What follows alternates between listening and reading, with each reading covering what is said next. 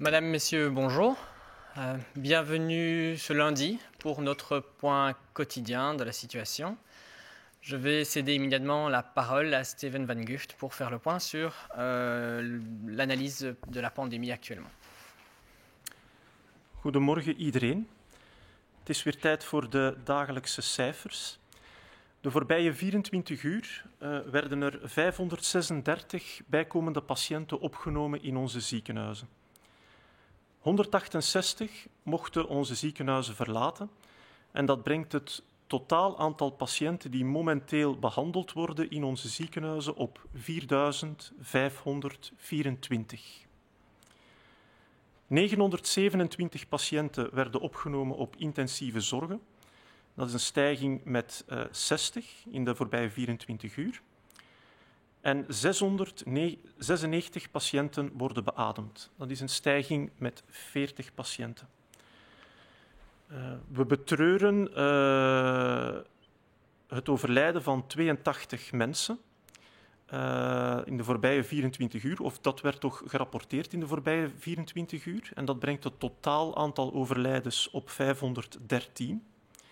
Van de 82 bijkomende overlijdens waren er 46 in Vlaanderen, 22 in Wallonië en 14 in Brussel. De voorbije 24 uur werden 1063 mensen positief bevonden in het labo, 683 in Vlaanderen, 164 in Wallonië, 198 in Brussel en 18 van alsnog onbekende origine. Dat brengt het totaal aantal labo-bevestigde gevallen in België op 11.899.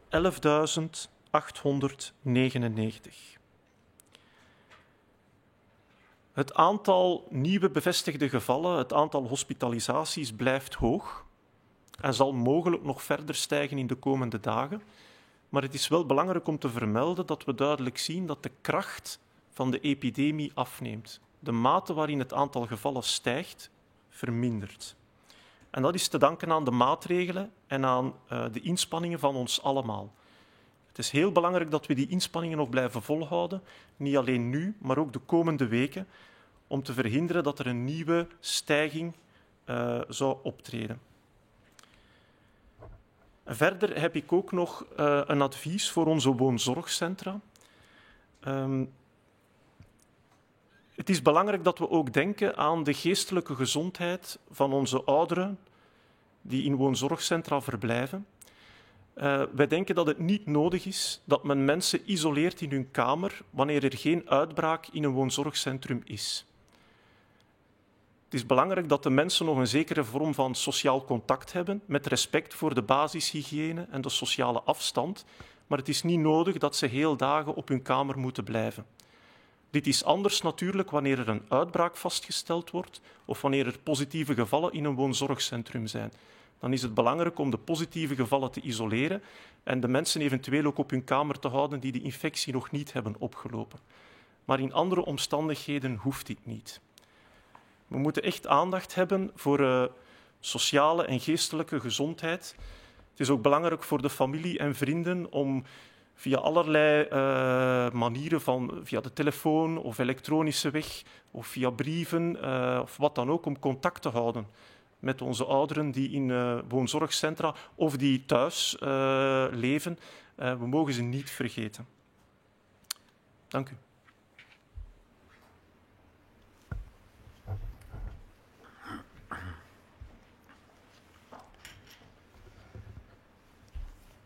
Bonjour à tous. Goedemorgen iedereen. Nous allons commencer aujourd'hui par la situation dans les hôpitaux, donc par rapport à la situation d'hier. 536 personnes ont dû être hospitalisées et 168 ont pu quitter l'hôpital. Cela porte aujourd'hui à 4524 personnes actuellement hospitalisées dans le cadre d'une infection à Covid-19.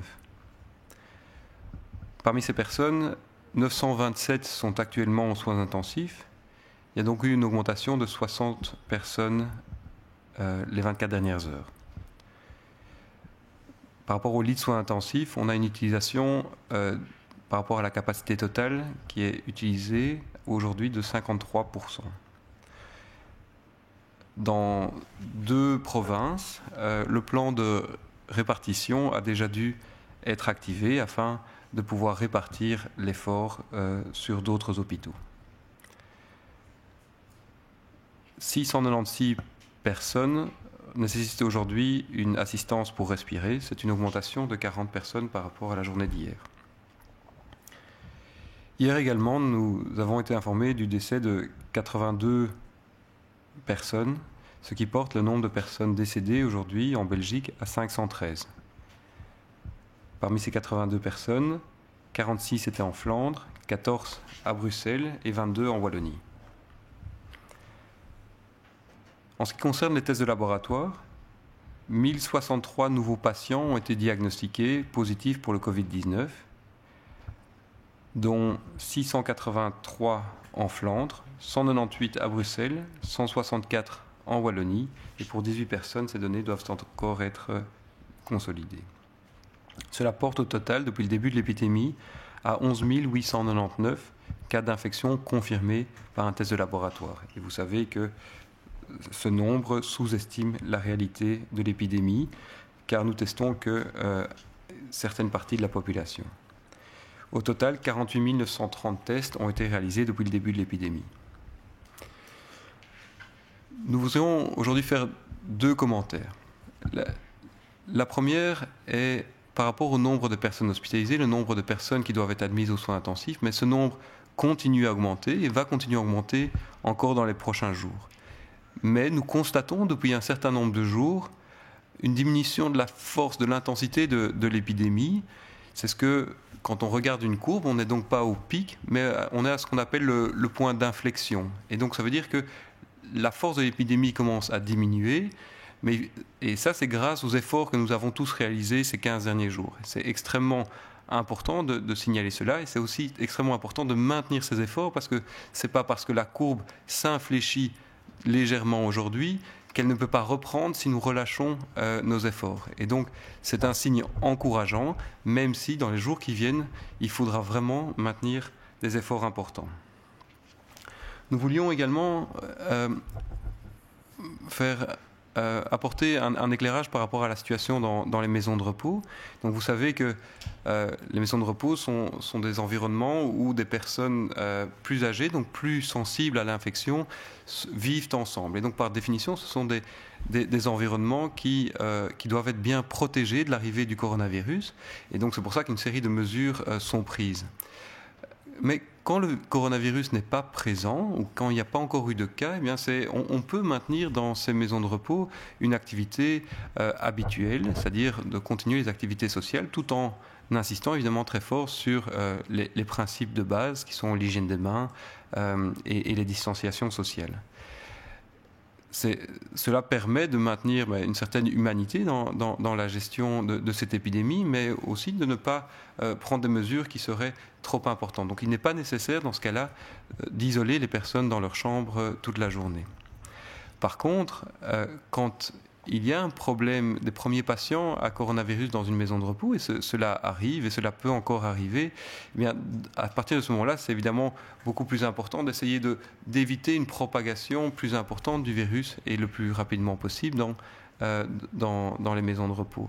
Et donc, à ce moment-là, ça peut être nécessaire de demander que les personnes restent dans leur chambre pour essayer d'éviter la propagation.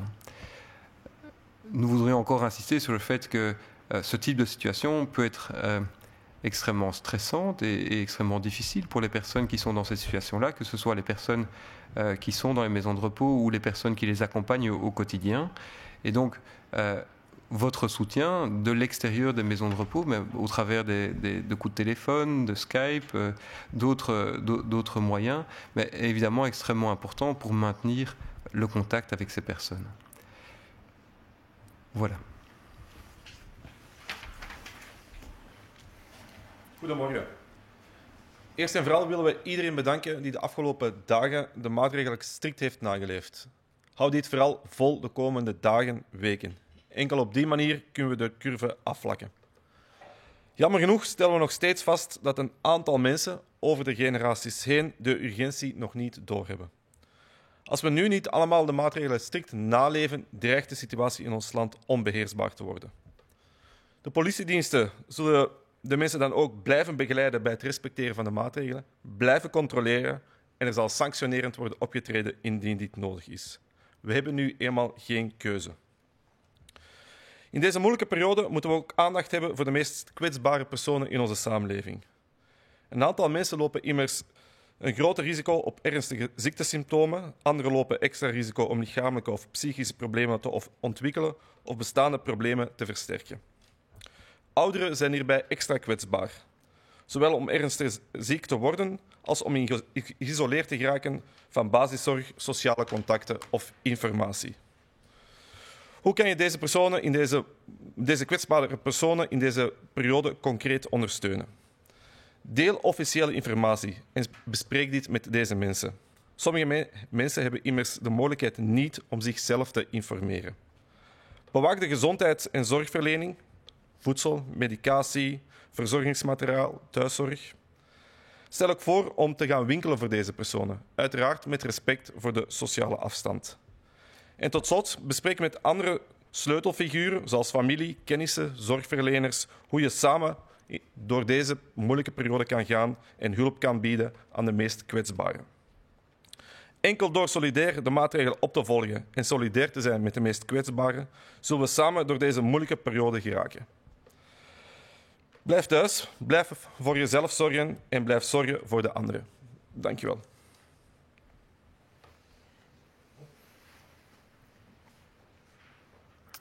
Nous souhaiterons tout d'abord remercier les personnes qui, ces derniers jours, ont vraiment respecté le plus strictement possible les recommandations. Nous devons continuer, nous devons tenir bon, car c'est seulement de cette façon-là que nous pourrons, aujourd'hui, dans les prochains jours, continuer à aplatir cette courbe.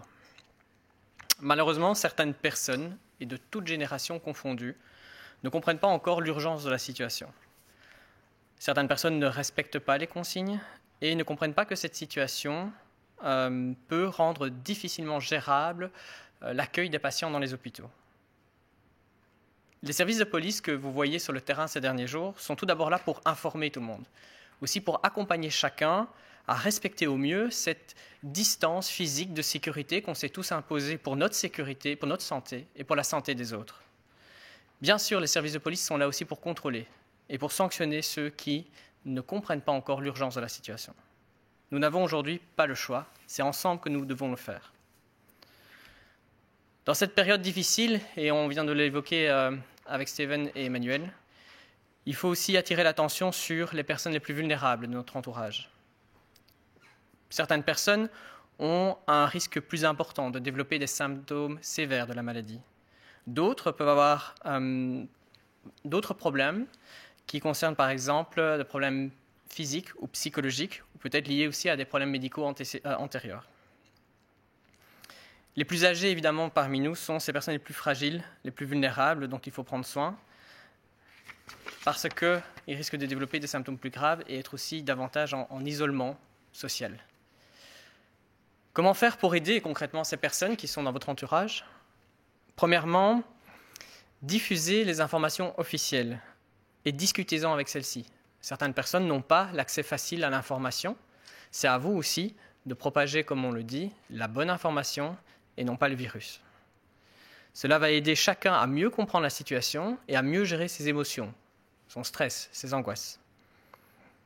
Veillez également à la santé ou aux soins que vous pouvez apporter à ces personnes. Ça peut aller au fait d'apporter de la nourriture ou des médicaments, tout en respectant évidemment les consignes de santé publique.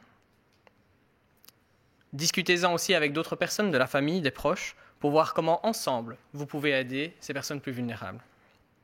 C'est uniquement avec ces comportements solidaires, cette créativité que nous pouvons mener maintenant dans la socialisation un peu à distance de chacun, que nous pourrons aider les plus vulnérables et que nous pourrons ensemble passer cette période difficile pour chacun d'entre nous. Je continue à le répéter. Restez chez vous, prenez soin de vous et prenez soin des autres. Merci.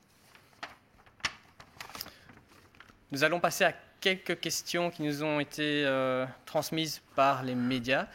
Je précise qu'il y a énormément de questions que nous avons reçues et que certaines d'entre elles pourront être répondues dans les prochaines heures par mail si les journalistes nous laissent leurs emails. Merci. Combien de jours en moyenne une personne reste-t-elle sous respirateur? Donc, les personnes qui nécessitent d'être sous respirateur, de recevoir un soutien pour respirer, par définition, ce sont des personnes qui sont dans un stade avancé de la maladie. Et pour récupérer de cette phase, cela peut prendre plusieurs jours, voire quelques semaines. Hoeveel dagen worden patiënten gemiddeld beademd? Dat kan zeer variabel zijn. Dat kan variëren tussen 1 week, maar ook meerdere weken in beslag nemen. Dus het is moeilijk om daar een specifiek getal op te plakken op dit ogenblik. Hoe komt het dat de provincies Limburg en Vlaams-Brabant proportioneel meer gevallen tellen? Wel, we stellen dat vast, maar we hebben daar op dit ogenblik geen gepaste verklaring voor. Dit zal deel uitmaken van studies die later uitgevoerd worden om te kijken wat er precies aan de hand is. Maar we kunnen dit op dit moment niet verklaren. Pourquoi les provinces de Limbourg et du Brabant flamand comptent-elles proportionnellement le plus de cas? Donc, il y a plusieurs éléments qui peuvent jouer sur des différences entre certaines régions du pays. Il y a évidemment le fait que l'épidémie peut s'être propagée au début de façon plus importante à certains endroits. Il peut aussi y avoir des phénomènes liés au fait qu'on a testé plus à certains endroits au début de l'épidémie, donc il y aura une surreprésentation dans le nombre de cas. Mais nous allons par la suite pouvoir bien comprendre ce qui s'est passé à chaque endroit. Aujourd'hui, en raison aussi du nombre limité de tests que nous faisons, c'est impossible de tester 11 millions de personnes tous les jours, nous devrons retourner en arrière pour comprendre exactement ce qui s'est passé. Lorsque vous évoquez le nombre de lits disponibles en soins intensifs, s'agit-il d'un nombre de lits dédiés aux patients Covid ou du total du nombre de lits en soins intensifs en Belgique? Donc, par rapport au nombre de lits dans les soins intensifs, il y a bien 2 comptages différents. Le comptage des lits de soins intensifs qui sont dédiés pour d'autres pathologies et puis le nombre de lits de soins intensifs qui sont dédiés aux patients qui sont confirmés infectés par le Covid-19 ou qui sont suspectés. Et donc, on parle bien des chiffres liés à ces lits dédiés pour l'épidémie. Als u het heeft over het aantal beschikbare bedden op de intensive care, gaat het dan om een aantal bedden bestemd voor COVID-patiënten of om het totale aantal bedden op intensieve zorgen in België? Het gaat specifiek over het aantal bedden gereserveerd voor COVID-patiënten. Dus op dit ogenblik zijn er 1765 bedden gereserveerd voor COVID-patiënten in België. Die zijn voor ongeveer 53% ingenomen op dit ogenblik. Daarnaast zijn er ook nog meer dan 1000 bedden op intensieve zorgen gereserveerd voor niet-COVID-patiënten, dus voor de courante pathologieën. Bestaat het risico dat de ziekenhuizen in een van de regio's van het land sneller verzadigd raken en dat er dus een transfer van patiënten tussen regio's plaatsvindt? Ja, dat is mogelijk. We weten dat in provincie Limburg en Henegouwen het aantal gevallen wat hoger is dan in andere provincies. En kleinere ziekenhuizen kunnen daardoor wat meer druk ondervinden. En omwille van die reden is daar ook het spreidingsplan geactiveerd en worden er patiënten ook doorverwezen naar andere ziekenhuizen.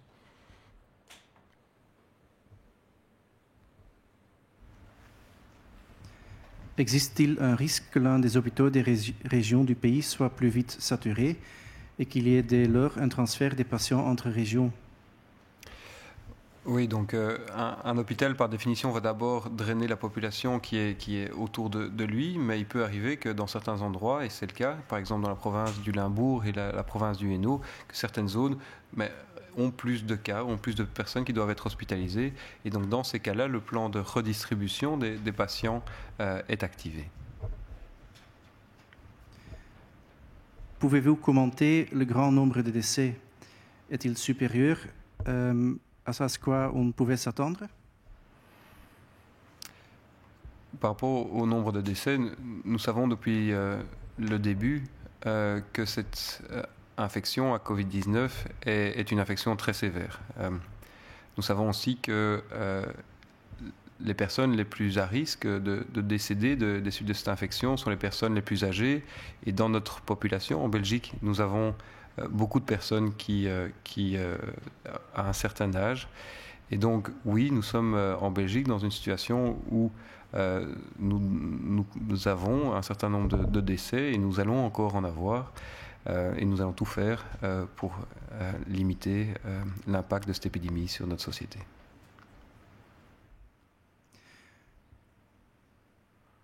Kunt u iets zeggen over het grote aantal doden? Is het hoger dan je zou verwachten? Wel, we weten dat dit virus erg gevaarlijk is voor mensen van hogere leeftijd. En we weten ook in België dat er heel veel mensen van boven de 80, boven de 90 zijn. En dat maakt dat het aantal overlijdens relatief belangrijk is. We zien dat ook in de statistieken dat het merendeel van de overlijdens plaatsvindt bij mensen van boven de 80, boven de 90. In iets mindere mate al bij de 70-plussers. En dat neemt af met jongere leeftijd. Dus dat verklaart waarom dat we relatief veel overlijdens zien. Dus in die zin is dat ook niet echt verrassend. Natuurlijk, elk overlijden is er één te veel en we doen er alles aan om dat aantal zo laag mogelijk te houden.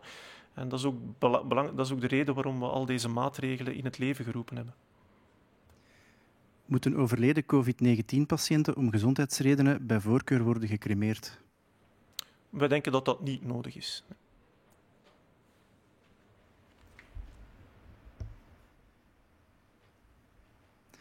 En cas de décès des patients de COVID-19, faut-il privilégier l'incinération pour des raisons sanitaires?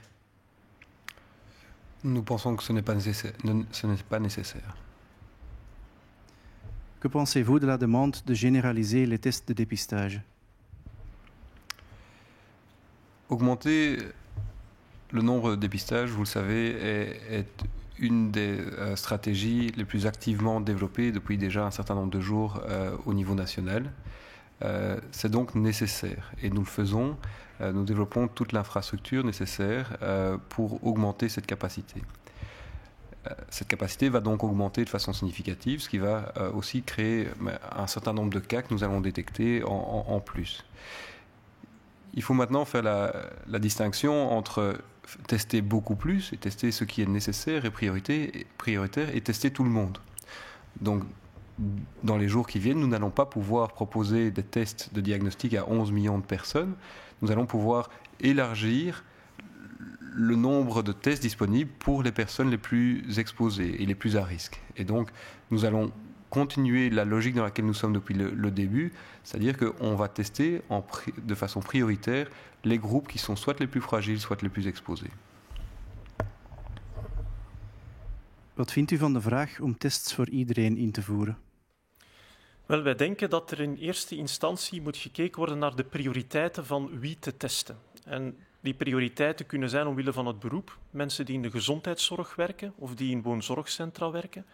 Dat kan ook zijn de patiënten die opgenomen worden in het ziekenhuis. En meer algemeen mensen die verdachte symptomen vertonen of die contact hebben gehad met iemand waarbij de infectie werd vastgesteld. We denken dat het zeer moeilijk is om systematisch iedereen te gaan testen in dit land. We zijn met meer dan 11 miljoen Belgen. Stel dat we theoretisch 100.000 testen per dag kunnen uitvoeren, wat enorm is, dan zou dat betekenen dat we pas iedereen getest kunnen hebben na 110 dagen. Eenmaal testen heeft ook geen zin. Als je wilt de bevolking volledig vrij krijgen van een virus, dan moet je met bepaalde regelmaat iedereen gaan testen. Om de week, om de 2 weken, om de 3 weken.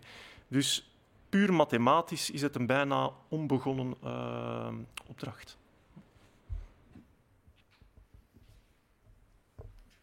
Merci pour vos questions.